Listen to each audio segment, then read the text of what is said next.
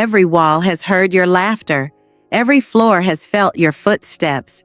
But tell me, when was the last time you truly looked at your home and felt love? Hello, my friends. Welcome back to my germ-free home, where we believe that a clean home isn't just about wiping away dust. It's about creating a space where your heart feels safe, your mind feels calm, and your body feels well.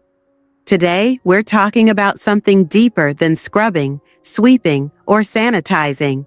We're talking about falling in love with your home, not just for what it looks like, but for how it makes you feel every single day. And let me tell you, once you start loving your home, you'll notice you start loving your life a little more too. Before we start, I'd love for you to subscribe to this channel so we can keep creating these moments together.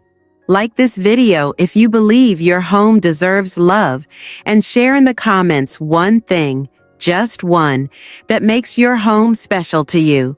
Because I promise, I read them all and your stories inspire the whole community. You know, I've lived in several houses over the years, but I've come to realize something. Your home is more than walls and a roof. It's like a silent companion. It remembers. When you bake bread in the kitchen, it carries that scent for hours, a warm hug in the air. When you have friends over and laughter fills the living room, it holds that joy like a keepsake. And when you've had hard days, your home offers you a soft chair, a blanket, and the quiet corner you need to breathe again. So here's my first secret to loving your home. See it as a partner, not a project. Yes, we can improve it, repair it, upgrade it, but at its core, your home is already serving you every single day. It's shielding you from storms. It's giving you privacy, safety, and comfort. And when we see our homes as partners, we stop resenting the chores and start cherishing the care. I often say that cleaning is a language. It's the way we speak to our homes. When we wipe down the counters, it's like smoothing the wrinkles from a friend's shirt before they head out the door. When we mop the floors, it's like giving them a refreshing shower after a long, hard day. When we declutter, we're helping our home breathe again. And here's the beautiful thing. When you clean with love instead of obligation, the energy changes. The air feels lighter. The rooms feel more welcoming. You, yourself, feel calmer because your environment is mirroring the peace you've poured into it. You see, I've learned something over the years. When you change the way you approach cleaning, it changes the way you feel about your home.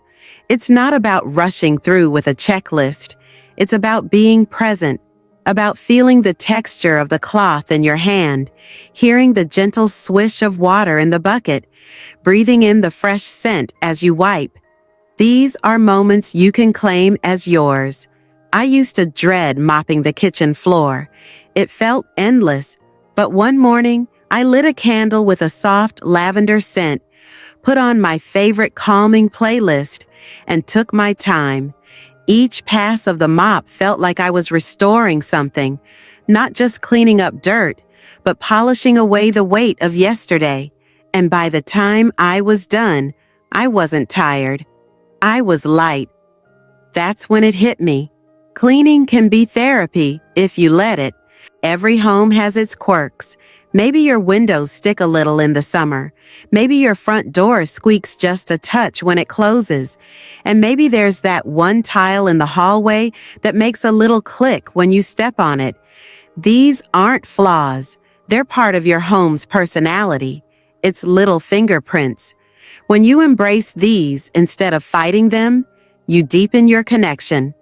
For me, one of my favorite rituals is opening the kitchen curtains in the morning. The way the light falls across the countertop, the way the air feels fresh and new. It's like my home is whispering, "Good morning, let's start again." Rituals don't have to be grand. They just have to be intentional.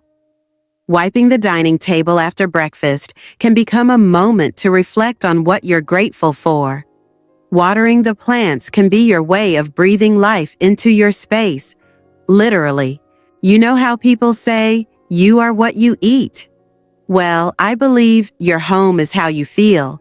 If your home feels chaotic, cluttered, or heavy, chances are your mind is carrying some of that too. But when you walk into a space that's light, ordered, and clean, it's like taking a deep, uncluttered breath. It doesn't have to be perfect. No home is, not even those glossy ones you see in magazines. What matters is that you see yourself in your space, a framed photo that makes you smile, a blanket that feels like home when it's wrapped around you, the scent of something familiar drifting from the kitchen. These things are not just decor, they're pieces of your story. Sometimes love is in the smallest acts, polishing the wooden table that's been with you for years, making the bed, not for guests, but for yourself, so you can slip into a space that feels welcoming at night. Plump the pillows on the couch before you sit down with your tea. These things don't take long, but they send a message to your home. I see you. I care for you, and in return, your home feels more like a sanctuary. Now, because we're here on my germ-free home, you know I have to talk about the joy of a clean, germ-free space. But I'm not talking about sterile perfection. I'm talking about a home where you can truly relax without worrying about what's lurking on the counters or in the corners. I remember once visiting a friend's house where the kitchen smelled faintly of lemon, the floors were spotless, and there wasn't a single sticky handle or crumb underfoot. It wasn't fancy, but it felt so good to be there.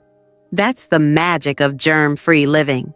Your mind can rest because your environment is taken care of. And here's the secret. Keeping a germ-free home isn't about spending hours cleaning every day. It's about weaving little moments of care into your daily rhythm. Wiping down the fridge handle while you wait for the kettle to boil. Rinsing the sink after washing the dishes. Sweeping the kitchen floor before bed so you wake up to a fresh start. These moments become second nature, and they make you feel more at home in your own space. You know, one of the most beautiful things about loving your home is that it's not about what it has. It's about what it gives you. Safety, comfort, a place to breathe when the world outside feels too loud. But the truth is, love doesn't just happen. You have to nurture it, just like any relationship. And the more you give to your home, the more it gives back. Learn your home's love language. Every home has one. Maybe yours loves sunlight, so open those curtains wide every morning. Maybe it thrives when it's full of life. Laughter in the kitchen, music in the living room, flowers on the table. Or maybe your home's love language is calm. It blossoms when things are neatly in place, with soft colors and gentle sounds. When you figure that out, caring for your home becomes more intuitive. You're not just cleaning or decorating, you're speaking its language. If you want to truly connect with your home, don't just look at it, feel it. Sight. Keep spaces visually calm, not perfect, but pleasant to the eye. Smell. A gentle scent can completely change the energy. Try fresh herbs in the kitchen or a few drops of essential oil in a diffuser. Touch. Choose textures you love. A cozy throw, a smooth countertop, a warm mug. Sound. Let your home have a soundtrack. Soft background music, or even the sound of rain from a small indoor fountain. Taste. Yes, taste. The flavors you prepare in your kitchen are part of your home's soul. When your home engages all 5 senses, it becomes a living experience, not just a place you live in. Your love for your home deepens when it changes with you. Swap out light blankets for thick ones in the winter. Let sunlight flood in during summer. Bring autumn leaves inside for a rustic touch in fall. Add fresh flowers in spring. These seasonal shifts remind you that your home is alive with you. It grows, changes, and adapts. If this talk made you smile, if it gave you an idea or reminded you of something you want to do for your home, then let's keep sharing that love. Click subscribe so you'll always have these calm, cozy moments waiting for you. Tap the like button if you enjoyed this time together. It tells me to make more videos just like this. And please, leave a comment below. Tell me one small thing you love about your home. I read every single one, and it's my favorite part of the day. And if you know someone who could use a little extra warmth in their life, share this video with them. Because maybe, just maybe, helping someone fall in love with their home could make their world a little brighter too. That's all for now, my friend. So take a deep breath, look around your space, and remember, your home loves you back when you love it first.